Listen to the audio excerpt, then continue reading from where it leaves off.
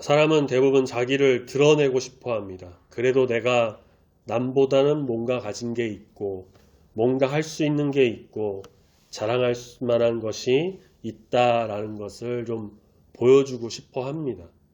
내 치부나 단점을 드러내서 사람들에게 알리고 싶어 하지 않습니다. 사람들은 그것을 이용하려고 하기도 하고, 놀림거리로 삼고, 그래서 그게 내 약점이 되기 때문이죠. 그래서 나의 좋은 것, 장점, 강점 그런 것들을 사람들에게 더 알려주고 보여주고 나타냅니다. 자, 그래서 나는 지금 무엇을 자랑하고 살아가고 계신가? 우리가 세상 사람들에게 알려주는 나만의 자랑거리는 무엇인가요? 사람들은 말하죠. 학벌, 재산, 직장, 건강 그런 걸 자랑합니다. 하지만 시간이 지나면 다 변할 수 있는 것들입니다. 그래서 변하지 않고 영원한 것을 우리는 자랑합니다. 바울도 그랬습니다. 그는 세상에 자랑할 게 너무 많은 사람이었죠. 히브리인 중에 히브리인, 태어난 지 8일 만에 할례받고 베냐민 지파의 로마 시민권자의 율법으로는 가장 엄격하다는 바리새인, 당대 최고 학자인 가말리엘의 문화생. 굳이 흠을 잡자면 학자들의 연구에 따르면 키가 좀 작고 외모가 좀 별로였다라고 하는데 그런 걸 빼면 소위 말하는 엘리트였죠. 그런 그가 예수님을 만나고 모든 것을 배설물로 여기고 오직 예수 그리스도, 예수님의 십자가만을 자기 자랑으로 삼습니다. 그렇습니다. 우리의 자랑은 바로 예수님 한 분뿐이라는 것. 아무리 가방끈이 길고 석사 박사 학위가 있다고 하고 돈이 많다고 잘 나간다 하더라도 솔로몬이 전도서에서 말한 것처럼 다 연기와 같은 헛된 것들이다. 우리의 자랑은 그래서 오직 예수님의 십자가이다. 자, 그런데 이 히브리서를 받았던 당시 교회 성도들은 흔들리고 있었어요. 히브리서가 주후 65년경, 그러니까 네로 황제가 기독교를 아주 대박해하는 그 시기쯤에 쓰여진 것으로 알려지는데 바울 서신들은 이제 그보다 좀 더 먼저 쓰여졌어요. 예를 들면 로마서는 57년경, 갈라디아서 53년, 고린도전서 55년경, 그리고 서신서 중에 가장 먼저 쓰였다고 하는 데살로니가 전서는 51년경. 그러니까 왜 이 서신서가 먼저 쓰였냐 말씀드렸냐면 서신서는 수신자가 분명하죠. 에베소서는 에베소 교회에, 빌립보서는 빌립보 교회에. 근데 그렇다고 해서 그 수신자 교회만, 에베소서면 에베소 교회만 편지를 본 게 아니라 시간이 조금 지나면서 다른 교회에서도 이 서신서를 볼 수 있게 회람했다는 거죠. 돌려서 봤다는 거예요. 그러니까 시간이 지나서 서신서를 없앤 것도 아니고 그대로 두고 보면서 은혜를 받고 힘을 얻었는데 또 교회들이 돌면서 같이 봤는데 10여 년이 지난 이 히브리서가 기록되는 시기에도 그 교회와 성도들은 바울 서신서를 또 보고 읽으면서 나아갔다는 거죠. 자, 그런데 바울이 분명 말했죠. 예수님이 나의 자랑이고 예수 십자가로 힘입어 나간다 라고 했는데, 그래서 정말 이들도 자기 자신의 자랑이 예수님이다 라고 여기면서 신앙생활을 이어갔는데 너무 심한 박해가 계속되자 성도들이 흔들렸던 겁니다. 예수님 믿는 것이 정말 옳은 길일까? 의문이 생기기 시작한 거죠.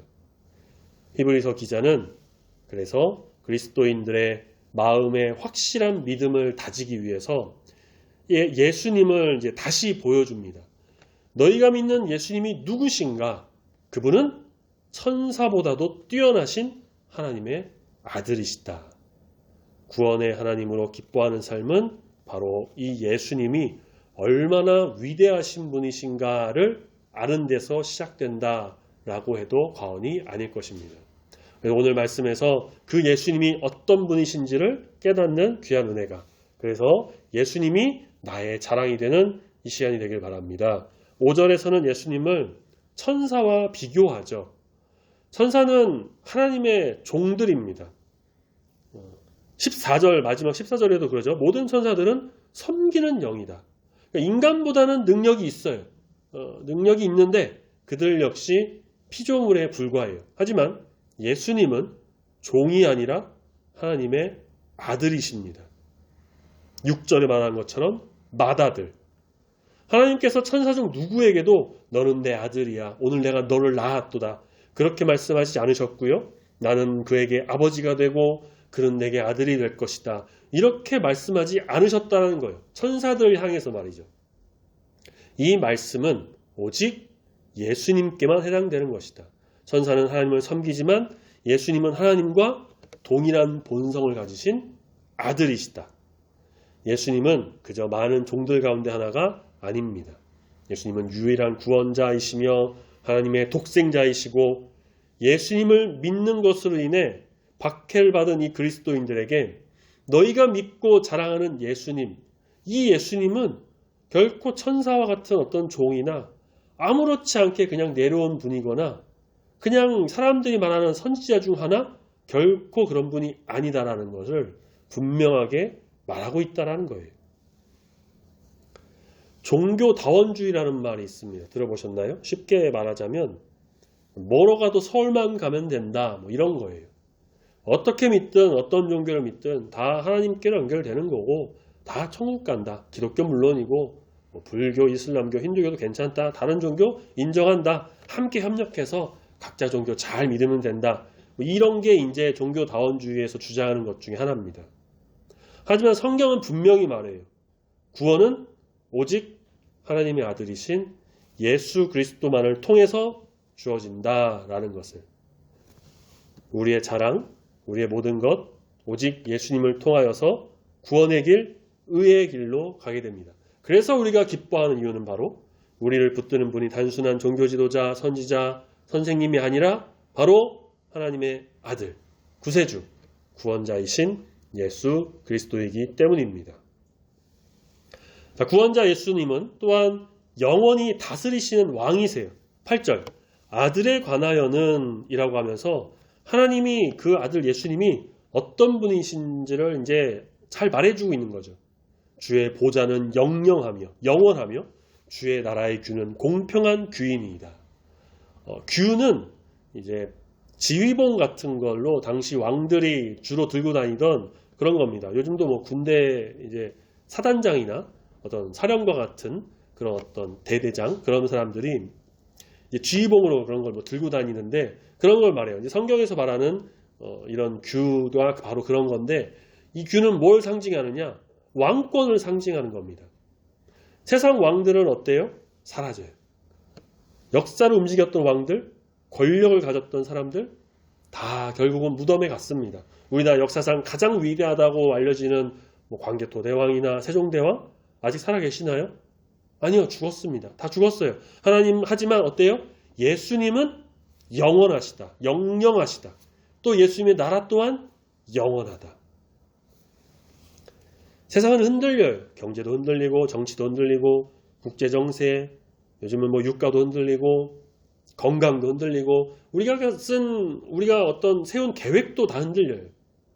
그러나 예수님의 왕권은 흔들리지 않는다. 주의 보좌는 영원하다 말씀하고 있죠. 세번역 성경에서는 이렇게 표현해요. 주의 보좌는 영원 무궁하며 흔들림이 없다라는 거죠. 그래서 성도들의 기쁨은 상황이 아니라 왕이신 예수님께서 통치하신다는 사실에서 나옵니다. 우리가 주일 오전 예배 시간에 보는 하박국 말씀도 지난주에도 봤지만 하박국은 하나님을 믿었어요. 선지자였죠. 그런데 인간의 머리로 이해가 되지 않는 게 너무 많아 혼란이 왔어요. 그리고 그 상황과 형편이 너무 어렵고 또 하나님 내 기도를 듣고는 계시는 건지 내 말을 듣고 있는지 사람의 머리로 이해하기가 힘든 부분이 있었어요. 그렇지만 나중에 보면 또 알겠지만 하박국은 결국에는 하나님을 찬양합니다. 하나님을 경배하죠. 형편 때문에 상황 때문에 기뻐한 게 아니라 오히려 상황 형편은 안 좋아요. 안 좋아도 그래도 구원의 하나님으로 인해서 기뻐하며 찬양한 겁니다. 우리도 마찬가지입니다. 세상 흔들리고 우리의 삶도 불안하고 히브리서 말씀 때만큼 뭐 박해는 아니지만 어려움도 있죠. 그럼에도 우리는 예수님께서 왕이시기 때문에 오늘도 우리의 삶이 그분 안에 있다는 것을 믿으며 한 걸음 한 걸음 감사함으로 기뻐하며 나아갑니다. 그것이 바로 성도의 삶입니다.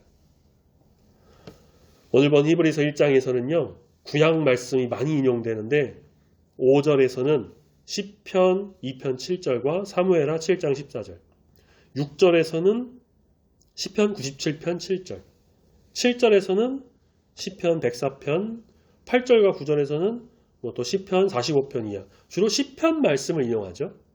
이것은 이 말씀을 보는 유대계 그리스도인들에게 좀 익숙한 구약 말씀, 그것도 시편을 통해서 예수 그리스도의 신성과 왕권과 우월성을 증명하기 위해서였어요.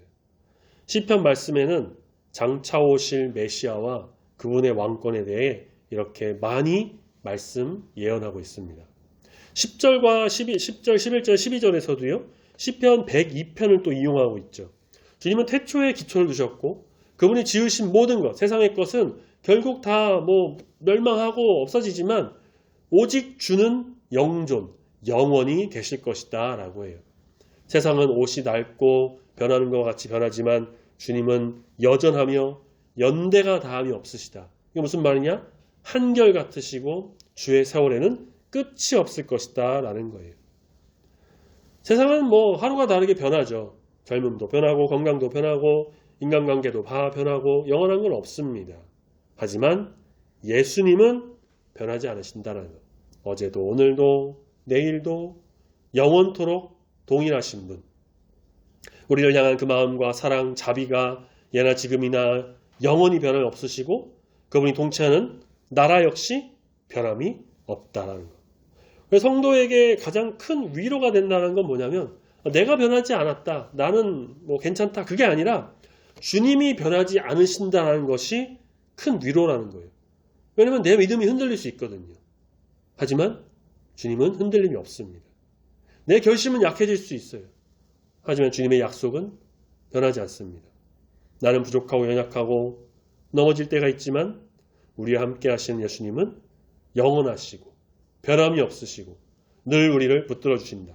그래서 우리는 우리에게 구원을 주시는 하나님, 우리를 구원으로 이끄신 예수님, 구원의 은총을 다하여 주신 주님께 감사하며 기뻐할 수가 있는 것이죠. 오늘 본문 말씀은 그렇게 정리하자면 세 가지를 우리에게 가르쳐줍니다. 첫 번째, 예수님은 하나님의 아들이십니다. 두 번째, 예수님은 영원한 왕이십니다. 세 번째, 예수님은 영원히 변하지 않으시는 주님이십니다. 그래서 우리에게는 다른 게 없다라는 거죠. 오직 예수, 오직 예수 그리스도, 오직 예수님의 십자가, 오직 사랑뿐이다. 예수님의 사랑. 우리가 기뻐하는 이유, 상황이 변하고 문제가 해결되고 자랑거리가 늘고 내가 하고 싶은 걸 하게 되어서 그런 것이 아니죠. 우리의 기쁨의 이유는 예수님, 우리의 구원자 예수님이 이 세상 그 무엇보다 가장 뛰어나신 분이시기 때문이다라는 것. 그분이 우리와 함께 하시고 우리의 삶을 이끄시고 구원자가 되시니 우리는 기뻐할 수밖에 없는 것입니다. 히브리서에서 계속 말하고 있는 거 우리가 앞으로 계속 쭉 보겠지만 계속 말하고 있는 것은 뭐냐면 세상을 버려라. 이게 아니에요. 세상의 것도 필요한 때 있고 우리의 삶에 유효한 것이 있다. 가져야 할 건 또 가지는 것도 있어야 한다. 하지만 예수님이 그것들보다 얼마나 더 귀한 분이신지를 봐라. 바로 이거란 거죠. 하나님의 아들이시고 만왕의 왕이신 영원하신 예수님을 정말 귀하게 여기고 내 자랑으로 삼으면 세상의 것이 작아지고 고난이 와도 견딜 수 있고 구원의 기쁨이 회복된다는 거예요. 히브리서 수신자인 성도들 박해 때문에 흔들리고 있었죠. 그들에게 필요한 건 뭐였을까요? 새로운 방법을 제시한 게 아니라 다시 예수님을 바라보는 거였습니다. 오늘 우리도 마찬가지입니다. 예수님보다 더 귀한 것을 붙들고 있는 건 아닌지, 예수님 말고 다른 것을 내 자랑으로 삼고 있는 건 아닌지, 어렵고 힘든 순간에 예수님이 아닌 다른 것을 통해 어떤 돌파구를 마련하고 있는 것은 아닌지, 우리의 삶이 오직 예수로 굳게 서서 주님이 주시는 참된 기쁨과 복을 누리는 귀한 성도의 삶, 주님의 나라의 백성의 삶이 다 되시기를 소망합니다. 아멘.